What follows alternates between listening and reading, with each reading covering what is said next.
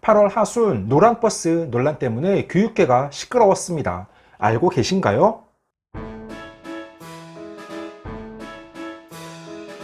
안녕하세요. 반갑습니다. 초등교사 해피 선생입니다. 오늘은 8월 하순 교육계를 잠시 들썩이게 한 노란버스 논란에 대해 이야기해 보려고 합니다. 아마 관심 있게 뉴스를 보신 분들은 제가 무슨 이야기를 하려는지 알고 계실 것입니다. 그러면 관련 논란을 정리하고 최신 소식 및 제 생각까지 자세하게 말씀드리겠습니다. 지금 바로 시작하겠습니다. 출발!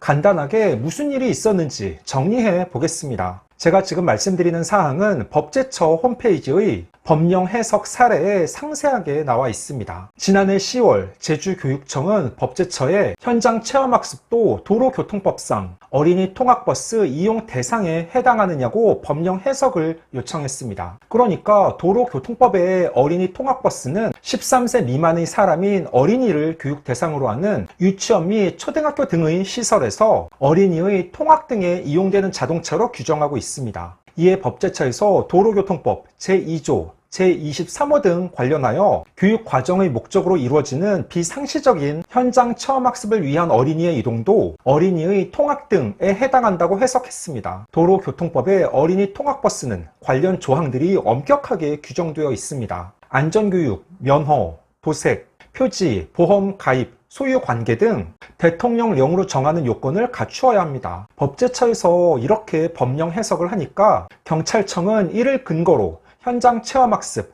수학여행 등 비정기적인 운행 차량도 어린이 통학버스 신고 대상에 포함된다고 규정하고 교육부와 전세버스 조합 연합회 등에 규정 준수 협조를 요청하는 공문을 보냈습니다. 앞서 잠시 이야기한 것처럼 전세버스를 어린이 통학버스로 신고하려면 차량 전체를 황색으로 칠해야 하고 어린이 탑승 안내 표지를 설치해야 하며 어린이 체형에 맞춘 안전띠 설치, 운전자의 어린이 통학버스 안전교육 이수 등이 필수입니다. 문제는 해당 조건을 채우는 전세버스가 거의 없다는 점입니다. 그러니까 당장 2학기 때 현장 체험학습이나 수학여행을 가는 초등학교가 많은데 학교 현장에서는 버스를 구하지 못해서 미리 잡아둔 수학여행 일정을 취소하는 등 일대 혼란이 벌어졌습니다. 다음에서 노란 버스라고 검색하면 관련 뉴스들이 쏟아져 나옵니다. 제가 제목 일부를 읽어보겠습니다. 전국 수학여행 무더기 취소, 노란버스 논란 왜? 노란버스만 태워라 충격 지침,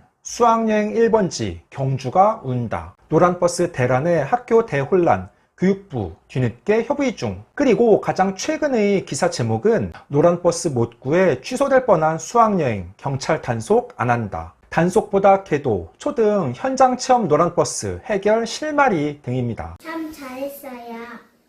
교육부에서는 8월 25일 금요일 교육부는 학교가 통학버스에 대한 걱정 없이 현장 체험학습을 갈 수 있도록 조치하였습니다. 라는 보도자료를 배포했습니다. 그 일부 내용입니다. 교육부는 8월 25일 어린이 통학버스 신고와 관련하여 학교가 걱정 없이 현장 체험학습을 갈 수 있도록 시도교육청에 안내하였습니다.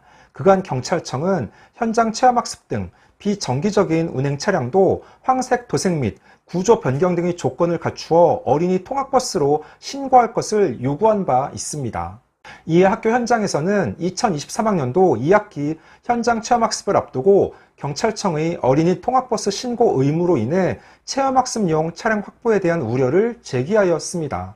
교육부는 관계 부처 회의를 통해 경찰청이 현장의 혼란을 최소화할 수 있는 방안이 도출될 때까지 단속 대신 계도, 홍보를 하겠다는 입장을 전해옴에 따라 학교의 어려움을 최소화하고자 즉시 시도교육청에 안내하였습니다. 참으로 다행스러운 일입니다. 많은 학교에서 현장 체험학습이나 수학여행을 갈 때 각 지역에 있는 외부 업체와 계약을 하여 전세버스를 이용합니다. 간혹 지방의 소규모 작은 학교들의 경우 아이들이 통학을 위해 어린이 통학버스가 있는 경우도 있지만 대부분 통학버스가 없는 학교들이 더 많습니다. 제가 근무하는 학교도 1학기 때 경기도 용인 민속촌으로 현장 체험학습을 다녀왔는데 지역 업체의 전세버스를 이용하였습니다. 법제처의 유권 해석에 따라 앞으로 전세버스를 어린이 통학버스로 신고할 때 성인 승객을 태울 수 없습니다. 어린이 통학버스만 현장 체험학습에 써야 한다면 해당 버스는 관할 경찰서에 어린이 통학버스로 신고한 후 어린이만 태워야 합니다. 또한 기존 전세버스를 어린이 통학버스로 개조하려면 대당 500에서 600만 원이 든다고 합니다. 전세버스 업계 입장에서는 변경이 쉽지 않습니다.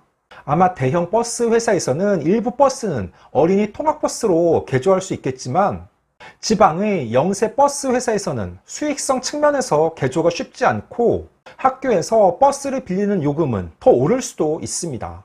법제처의 결정이 작년 10월에 나왔습니다. 그러면 그동안 10개월의 시간이 있었는데 교육부와 교육청, 지자체, 관광업계는 무엇을 하고 있었는지 모르겠습니다. 아이들이 안전이 최우선인 건 맞습니다. 그런데 약간의 융통성이 아쉽습니다. 너무 엄격하게 법 규정을 적용하는 건 아닌가 싶습니다. 전세버스를 이용하더라도 아이들이 체형에 맞게 조절할 수 있는 안전띠와 개방 가능한 창문은 중요합니다. 현장 체험학습이나 수학여행은 학교 근처가 아니라 고속도로를 이용하는 경우가 많습니다. 일반적인 차량의 벨트는 성인 남성의 체형을 기준으로 제작된 것입니다. 만약 사고가 날 경우 어린이를 보호할 수 있는 방법을 마련하는 건 아주 중요한 일이지만 그 외에 차량 전체를 노란색으로 칠하는 부분은 임시로 스티커를 붙인다거나 하는 융통성 있는 조치로 가능하다고 생각합니다. 당분간 경찰에서 노란 버스에 대해 단속 대신 계도한다는 입장이지만 이건 미봉책입니다. 당장 올해 2학기 수학여행과 현장 체험학습은 실시 가능해졌습니다. 하지만 불법인 건 맞습니다. 그러다가 만약 교통사고가 나면 어떻게 될까요? 아마 단속을 유예하지만 불법인 것은 맞기 때문에 사고 시 단체 보험이나 학교 안전공제회사의 보험금 지급이 어려울 수도 있습니다. 또한 교사 개인이 든 보험도 마찬가지입니다. 불법을 인지하고 체험학습을 간 것이기 때문에 사고가 날 경우 버스에 인솔교사로 함께 탑승한 담임교사에게 민형사상 책임을 물을 수도 있습니다. 그러니까 지금 당장 수학여행과 현장 체험학습을 정상적으로 가게 된 것으로 끝이 아니라 이런 부분까지 면밀하게 협의하여 안내되어야 합니다. 아이들이 안전과 현실 적용의 어려움을 모두 고려하여 조속하게 합리적인 대안이 나왔으면 좋겠습니다. 15초 요약! 오늘은 노란버스 논란 총정리라는 주제로 이야기해 봤습니다. 초등학교 수학여행이나 현장 체험학습 버스로 노란색 어린이 통학버스를 사용해야 한다는 법제처의 해석이 나오면서 교육 현장에 큰 혼란이 빚어졌습니다. 일반 전세버스를 이용하면 불법이 돼 이미 계획된 수학여행이나 현장 체험학습을 모두 취소란 말이냐는 불만이 쏟아지자 경찰청이 당분간 단속 대신 계도를 하기로 했습니다. 하지만 이건 미봉책일 뿐입니다. 빠른 협의를 통해 아이들의 안전이 보장되며 법적으로도 문제없는 대책이 필요합니다. 오늘 준비한 내용은 여기까지입니다. 앞으로도 보다 더 유익하고 재미있는 영상을 가지고 꾸준하게 계속 찾아뵙도록 하겠습니다. 이상 초등교사 해피 이선생이었습니다. 안녕.